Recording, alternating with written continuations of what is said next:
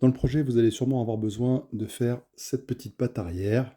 Donc il vous faut quelque chose comme 10 centimètres ici et 7 centimètres de large. Alors là, vous voyez, j'ai commencé à rabattre mon centimètre. Donc ici, j'ai l'envers de mon tissu. Donc je rabats mon centimètre ici de couture. Donc cette petite patte va nous servir à mettre la partie velcro à l'arrière de la casquette. Donc, dans le cas d'une casquette sans doublure, vous pouvez utiliser la bande de propreté en prolongation et créer automatiquement ces bandes-là. Mais le principe sera le même. C'est-à-dire que ici, vous auriez le tissu de la bande de propreté. Là, vous ne l'avez pas, mais c'est le même principe.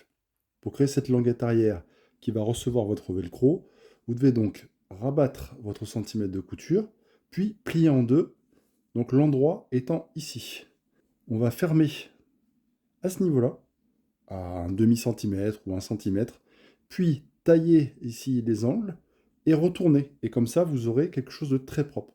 Donc votre centimètre de couture est rabattu de chaque côté.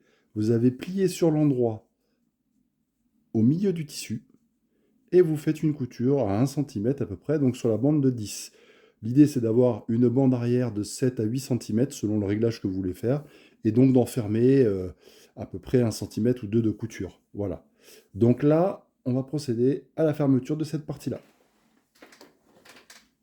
Une fois que vous avez donc fermé ces cousus, je coupe en diagonale mon angle, j'enlève la moitié de la marge de couture. Pareil ici, je vais cranter mon angle au plus près, sans défaire votre point, hein, le dernier point évidemment. Hop, je crante. Voilà, ça vous donne ça à la lumière. Et je vais donc retourner cette partie-là. Alors pour retourner efficacement et faire ressortir proprement l'angle qui va être saillant ici, utilisez une baguette chinoise tout simplement, ou un petit bout de bois un peu pointu. Faites attention, si vous poussez trop fort, évidemment, vous allez casser votre fil à ce niveau-là et ça va transpercer. Donc vous y allez en douceur et vous devriez avoir quelque chose de propre. Allez, je retourne. Vous voyez ici, ça commence à prendre forme.